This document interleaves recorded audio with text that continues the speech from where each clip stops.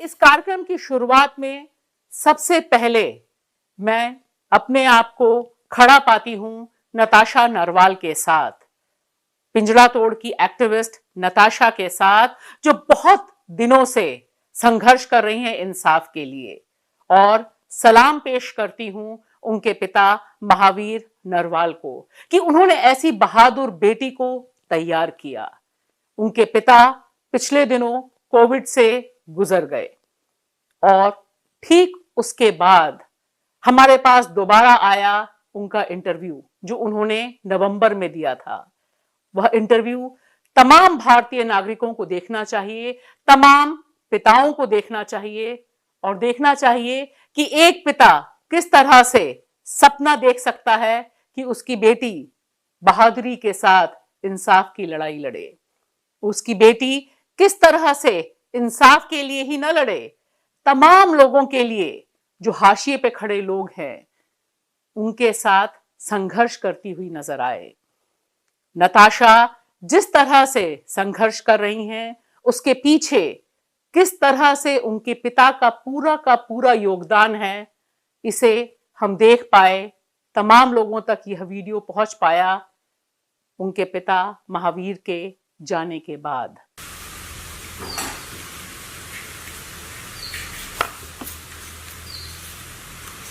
एक आध बार ऐसा हो जाता है जैसे I am surrounded by negative forces, evil forces and not finding a way out to that.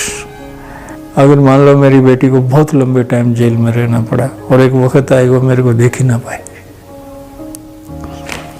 Growing as मैं ना देख पाऊँ, इस तरह के थॉट कई बार आते हैं। उसको नहीं आएंगे, उसको आने भी नहीं चाहिए, लेकिन ऐसा तो है नहीं ना कि कोई खुशी का माहौल तो है नहीं। हम तो अपना गम दबा लेते हैं कुछ कुछ बोल के इसलिए तो जो आकाश है उसके कमरे को टाइडी रखता है।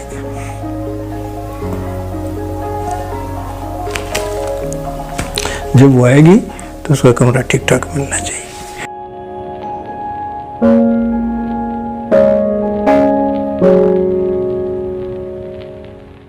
जो पूरी की पूरी व्यवस्था है वह कितनी क्रूर हो गई है, कितनी नृशंस हो गई है कि एक कोरोना से वेंटिलेटर पर बीमार पिता अपनी बेटी से मिल नहीं पाया। यह इच्छा वह सीने में लेकर चला गया, जबकि हम जानते हैं कि आज के दौर में दाभोलकर के हत्यारे बेल पर हैं। तमाम लोग जिन्होंने खुलेआम हत्याएं की हैं उन्हें जमानत मिली हुई है, लेकिन नताशा को, जिन्हें दिल्ली दंगों के मामले में हमारा मानना है कि फंसाया गया, यूएपीए लगाया गया, वह जेल में थी, लेकिन बीमार पड़े, मृत्युशैया पर इंतजार कर रहे पिता से मिलने की इजाजत नहीं मिली। मरने के बाद अदालत ने उन्हें बाहर किया। जिस समय देश में कोरोना से मरने वालों का सही सच्चा आंकड़ा हमारे सामने नहीं आ रहा, सरकारी आंकड़ों पर कोई भरोसा करने को तैयार नहीं, क्योंकि चाहे वो कानपुर हो, इलाहाबाद हो, बनारस हो, दिल्ली हो, बिहार का कोई भी शहर हो, कर्नाटक का कोई शहर हो, गुजरात हो, यानी पूरा का पूरा देश, हर जगह सरकारी आंकड़े अगर 4 मौत बताते हैं, शमशान घाटों में उस दिन 200 से ऊपर लाशें जली हुई मिलती हैं। यह सब कुछ जिस समय हो रहा है, उस समय सरकार, चाहे वो मोदी सरकार हो, योगी सरकार हो, नीतीश सरकार हो, वह सिर्फ सच को दबाने, अंदर मटिया मेट करने पर लगी हुई है। जो लोग सच सामने ला रहे हैं उनके खिलाफ एफआईआर हो रही है। उत्तर प्रदेश ने मिसाल कायम कर रखी है। पूर्व आईएएस अधिकारी सूर्य प्रताप सिंह के खिलाफ उसने एफआईआर दर्ज की। कारण उनका कहना है कि यह सोशल मीडिया पर झूठ प्रसारित कर रहे हैं। अब देखिए झूठ क्या है। उन्होंने एक वीडियो जारी किया जिस वीडियो में कोरोना मरीज के परिवार उसकी लाश को नाले में पाते हैं। यह घटना प्रधानमंत्री के संसदीय क्षेत्र बनारस की है। इसे सरकार ने बताया, योगी सरकार और वहां के प्रशासन ने बताया कि यह फर्जी है, यह पिछले बार के कोरोना की है, इस बार के कोरोना की नहीं है।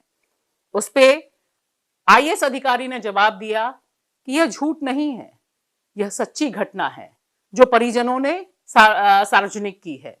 लेकिन इससे भी बड़ी बात कि वह लगातार ऑक्सीजन की कमी पर सीधे सीधे योगी सरकार को चुनौती दे रहे हैं। और हम सब जानते हैं कि किस तरह से योगी सरकार का यह बिल्कुल स्टैंडिंग ऑर्डर है कि कहीं से भी कोई अस्पताल, कोई व्यक्ति अगर ऑक्सीजन की कमी के बारे में बात करे, सोशल मीडिया पे डाले, तो उसके खिलाफ एफआईआर हो।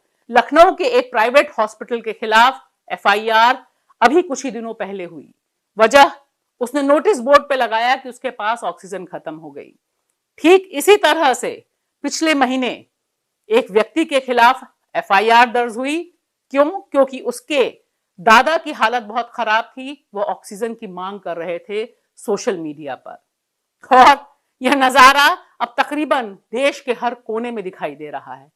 आवाज उठाने वालों के खिलाफ एफआईआर करने में डबल इंजन की सरकार, चाहे योगी की हो या नीतीश की, डबल इंजन यानी केंद्र में भी भाजपा की सरकार, राज्य में भी भाजपा की सरकार, तो बिहार की सरकार भी पीछे नहीं है। हमने अभी अभी देखा कि किस तरह से जनाधिकार पार्टी के जो प्रमुख हैं पप्पू यादव, उनके खिलाफ एफआईआर की गई। एफआईआर इसलिए की गई, कारण यह बताया गया कि वह लॉकडाउन के कानूनों का, नियमों का उल्लंघन कर रहे थे। बड़ी हैरानी की बात है कि पप्पू यादव के खिलाफ बिहार की पुलिस एफआईआर तब दर्ज करती है जब वह उजागर करते हैं कि किस तरह से भाजपा के सांसद राजीव प्रताप रूडी अपने घर दफ्तर में 40 एम्बुलेंस छुपा कर रखे हुए हैं। वह खुद वहां पहुंचते हैं अपनी टीम के साथ और उजागर करते हैं कि ये सारी एम्बुलेंसेस जो खड़ी हुई हैं, जितनी एम्बुलेंस वहां पे मौजूद हैं, उनको जनता की सेवा में लगा होना चाहिए था, लेकिन वह सांसद के पास रखी हुई हैं। ढक के रखी हुई एम्बुलेंस हम सब ने देखी। सोशल मीडिया पर यह वीडियो बहुत वायरल हुआ, जहां पर वो एक एक जाकर एम्बुलेंस के ऊपर जो कवर है उसे हटाते हैं। इसके बाद जवाब में भाजपा सांसद कहते हैं कि उन्हें इन एम्बुलेंस को अंदर इसलिए रखना पड़ा, इसलिए इस्तेमाल नहीं हो पा रही थी क्योंकि ड्राइवर नहीं थे। पप्पू यादव इसका भी जवाब देते हैं और 35 से 40 ड्राइवर को मौजूद करते हैं।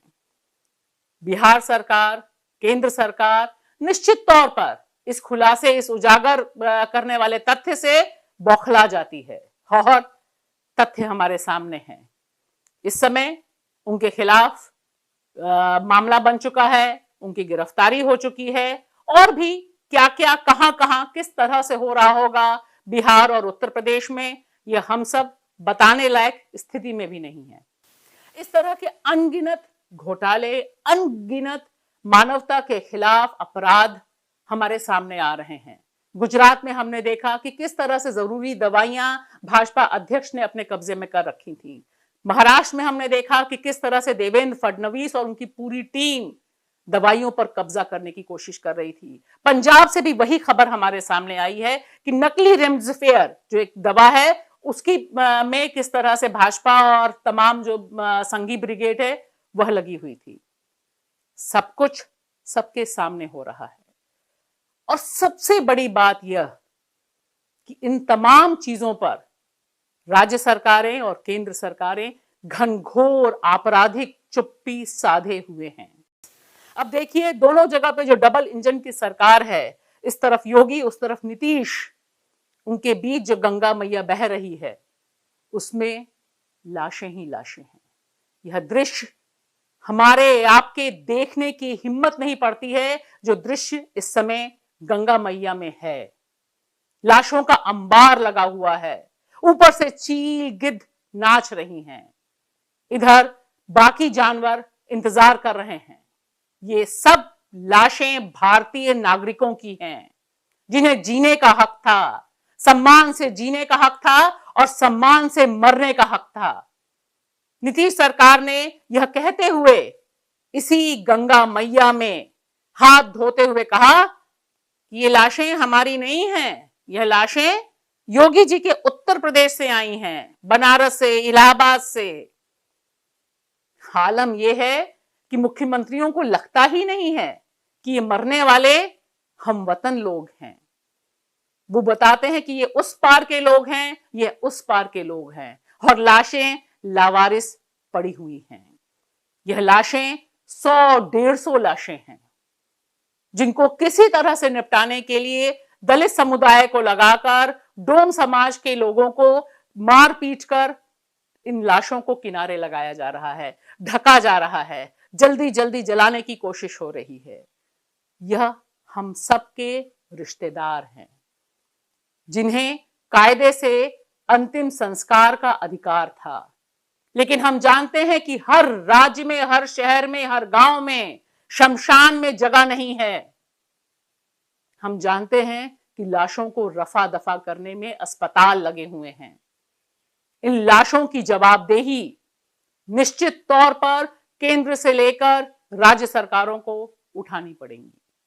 चलते चलते बेंगलुरु के पत्रकारों को सलाम। उन्होंने जो कर दिखाया, जिस तरह से उन्होंने दिखाया कि रीढ़ क्या होती है, मीडिया की जिम्मेदारी क्या है, वह निश्चित तौर पर काबिले तारीफ है। आज की तारीख में मीडिया भूल गया है कि उसे सत्ता से सवाल पूछना है, उसे विपक्ष या जनता से सवाल नहीं पूछना, सत्ता को अकाउंटेबल बनाना है। जिस तरह से संवाददाता सम्मेलन में भाजपा सांसद से सवाल पूछे गए, तेजस्वी सूर्या से सवाल पूछे गए, उसी तेजस्वी सूर्या से जिन्होंने कोरोना काल में, जिस समय कर्नाटक भीषण संकट को झेल रहा है, इस पूरे संकट को हिंदू मुसलमान नफरत में खेलने की कोशिश की थी।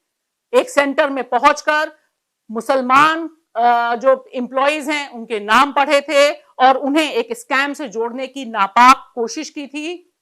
उस पर जवाब मांगा बेंगलुरु के पत्रकारों ने।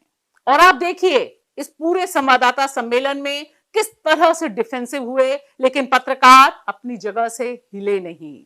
वह वही सवाल पूछते रहे कि आखिर किसने दी थी आपको इन मुसलमान नामों की लिस्ट। यह सारा का सारा मामला फर्जी था, यह सारा का सारा मामला प्रायोजित था। पूरे मामले को हिंदू मुसलमान में करके कोरोना को लेकर जो सरकार घिर रही थी उससे बचाने की कवायद थी। और शायद अगर दिल्ली के कॉरपोरेट मीडिया, बड़े बड़े घरानों के मीडिया के शीर्ष पत्रकार इस संवाददाता सम्मेलन को देखें, उन्हें देखना चाहिए, तो शायद वह टटोलने की कोशिश करेंगे कि उनकी रीढ़ कहां है।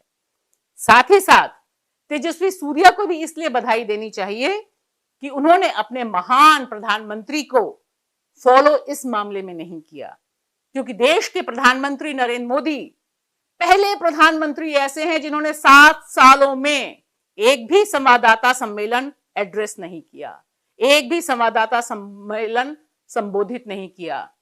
वह तमाम चीजों के बारे में बात करते रहे, आम खाने से लेके सब कुछ मन की बात करते रहे, कर रहे हैं, लेकिन उन्होंने एक बार भी अपनी अकाउंटेबिलिटी देश के नागरिकों के प्रति, देश के मीडिया के प्रति इतने सालों में नहीं दिखाई। ऐसा इससे पहले किसी प्रधानमंत्री ने नहीं किया। शायद अगर प्रधानमंत्री नरेंद्र मोदी भी, जो फॉलो करते हैं तेजस्वी सूर्या को, अगर इस संवाददाता सम्मेलन को देखें तो शायद हो सकता है उन्हें याद आए कि देश की जनता और देश की मीडिया से भी सवाल जवाब करना, पूछना, उनके प्रति उनकी जवाबदेही कुछ बनती है। हम इसी तरह से आपकी मदद से न्यूज़ क्लिक पर सवाल उठाते रहेंगे, क्योंकि हमारा मानना है कि देश की सरकार देश के नागरिकों के प्रति जवाबदेह है। इस घनघोर संकट में भी सरकार का जो पूरा का पूरा रवैया है वह जन विरोधी है, और इस पर हमारा और आपका उत्तेजित होना, गुस्से में होना और सरकार को कटघरे में खड़ा करना हमारा आपका संवैधानिक हक है। शुक्रिया।